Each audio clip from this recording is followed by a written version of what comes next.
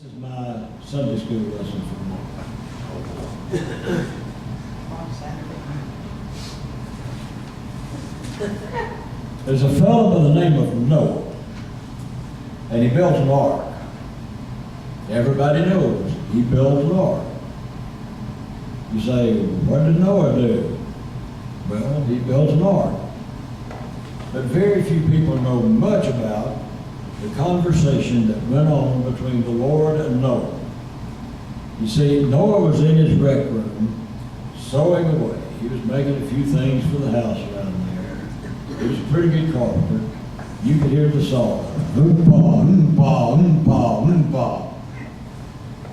Noah. Noah. What? Well,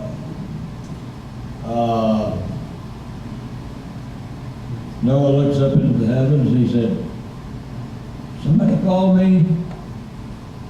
Who is that?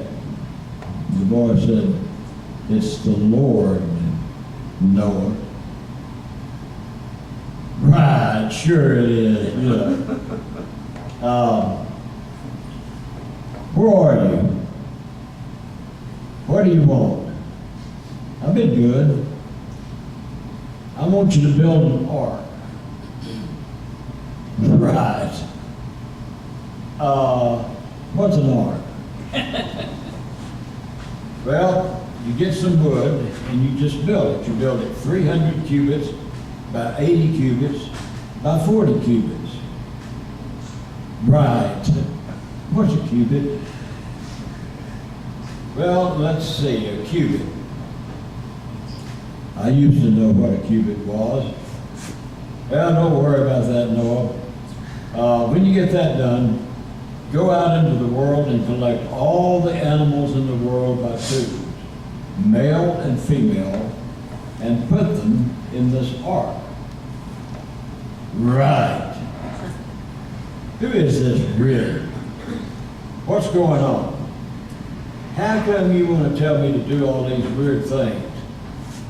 I'm going to destroy the world, Noah. Sure you are. And my own candy camera. How you going to do it? I'm going to make it rain 1,000 days and drown them right out. Right. Listen to this, you'll save water. Let it rain for 40 days and 40 nights and wait for the sewers to back up, and you got it made. I was just wondering, what would be the effect of an ark on the average neighborhood?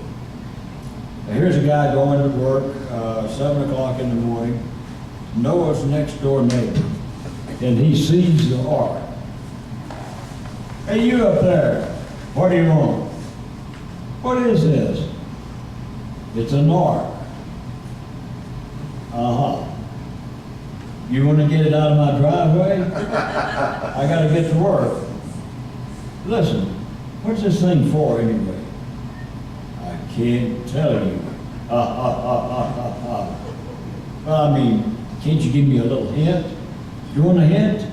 Yes, please. How long can you tread water? Of course, Noah had a heck of a job, really.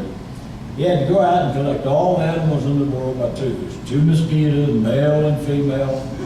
Only 2. Only 2. He kept telling the rabbits, only 2. So we find Noah pulling up the last 2 animals. There were 2 hippos. And he's really in a hurry to get this over with. And because he's afraid the Lord's going to call and ask him something else to do. And his nerves are shot. This is a heck of a job for a 600-year-old man. You got to think of that. So we find him pulling up the last 2 hippos, and of course the Lord does call him. Come on, hippos, hurry up. Come on, will you? Noah. What? What do you want? Got to take one of these hippos out. Bring in another. What for? Because you got 2 males down here, and you need to bring in a female. I'm not bringing nothing in. You can charge, you can change one up. Come on, you know I don't work like that. Yeah, well, I got news for you. I'm sick and tired of this whole mess. This whole neighborhood's out there laughing at me. They're all having a grand old time at the good old Noah out there. I went out there with my best friend Larry. I've been talking to the Lord, Larry. Larry said, "You've been talking to the Lord, huh?" Really? And I said, "Yeah, really." He walked off laughing. And I can still hear him laughing at me. You know, I'm the only guy in the neighborhood with an heart. People around here laughing, picket signs walking up and down. I'm sick and tired of this stuff here. People walking around. "How you doing, Tarzan? How's everything up there?" Sick and tired of this mess here. You're supposed to know all and see all, and you let me go out there, bring in a pregnant elephant. You give me no manual for delivery or nothing. Never told me the thing was pregnant. There's a good old Noah waiting underneath the elephant there. Boo! Who's going to clean up that mess down there? I'll tell you what I'm going to do. I'm letting all these animals out. I'm going to burn down this ark. I'm going to Florida somewhere because you haven't done nothing. I'm sick and tired of all this mess. You fooling around and you haven't done anything yet. And now you got it raining. Raining? It's not a shower, is it, Lord? Okay, Lord, it's you and me, right? We'll get it done, because I knew all the time it was true.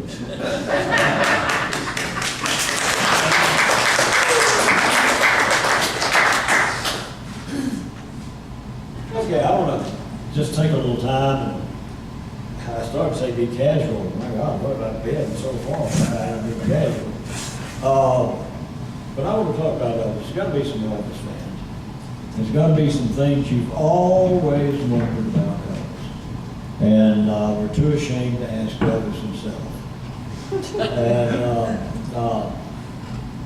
over the years, I had a chance to talk to him a lot. We had some pretty serious discussions. Elvis had a very serious side. My next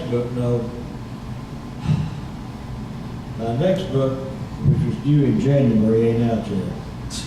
My book after that is going to be called Elvis and Jesus, which it may come out before the other one. I don't know.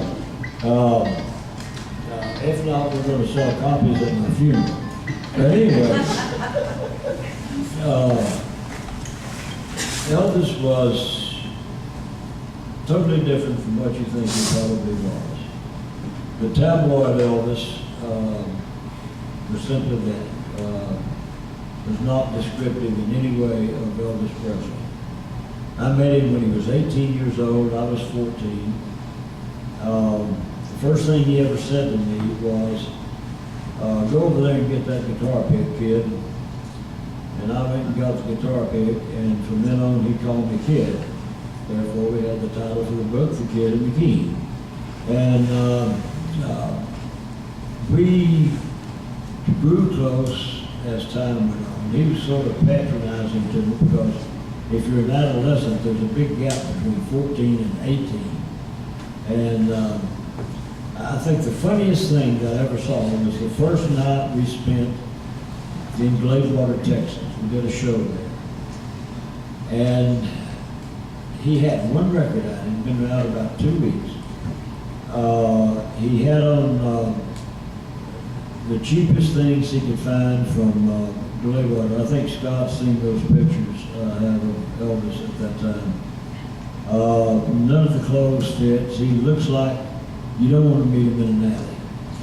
And he wakes up that afternoon before the show and he walks outside and these girls are all standing around wanting his autograph or whatever they were wanting. And we've got a picture of him, just his mouth is wide open, like, are they crazy? You know, well, what kind of country is East Texas? You know, they want my autograph, you know. And it was probably 6 months later that he was a millionaire and was doing national television. That was just incredible. Okay, you want to ask anything about Elvis? Anything at all? Elvis, his family, his loyal friends.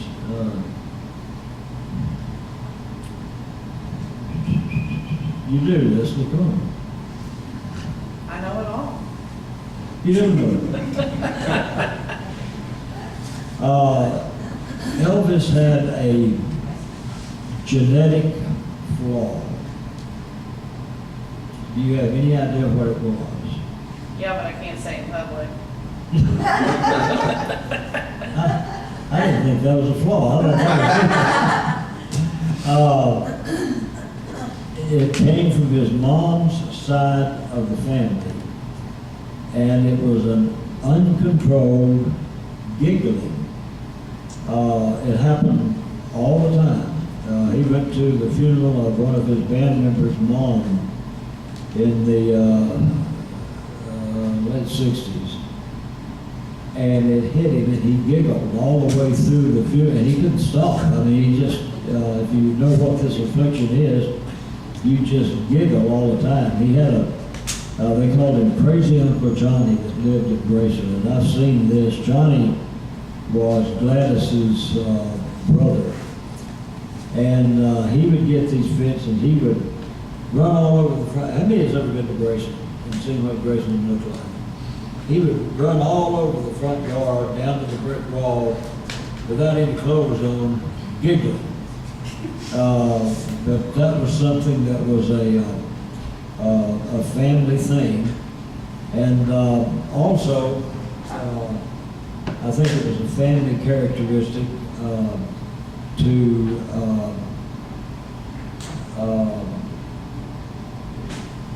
be extremely serious, and he absolutely loved church. If he was at Grayson, he never could go to church because, the girls would throw their panties up on the altar and all this kind of stuff. That didn't work too good. But he'd go to church. He had church at Graceland every Sunday morning and every Wednesday night. And on Sunday he would bring in famous preachers, and on Wednesday night he would conduct the Wednesday prayer service, and the quartets would all sing, and it was that sort of thing. When he was about 5 years old, Ellis Auditorium in Memphis was right across the street from his house. And he would sneak across, they had a big thing, it was an all-night long gospel concert. It used to be broadcast all over the United States. And he would sneak up and sit by the stage door and listen to the music. And one day J.D. Sundry came by and said, "Son, how you sitting out here? It's cold." And he said, "Well, I can't afford to go inside." He said, "You can now." And he went up to the manager and told him, said, "From now on, he's my guest at every concert we do anywhere." And paid off for J.D. pretty good later on, too. But about the only places he ever went was to the amusement park, which he'd rent, to the movie theaters, which he'd rent, and to the church, which was his house. Which, interestingly enough, Graceland was originally a church. Does anybody know what suburb in Memphis Graceland is located? Don't remember. Whitehaven. And it was not considered one of the real uppity parts of town. In fact, it wasn't uppity at all. Anybody want to ask a question? That lady's got a look on her face just like she wants to ask something so bad. No? Okay. Anybody want to ask a question? Could he really move clouds? Move clouds. I heard he could move clouds. Did he really move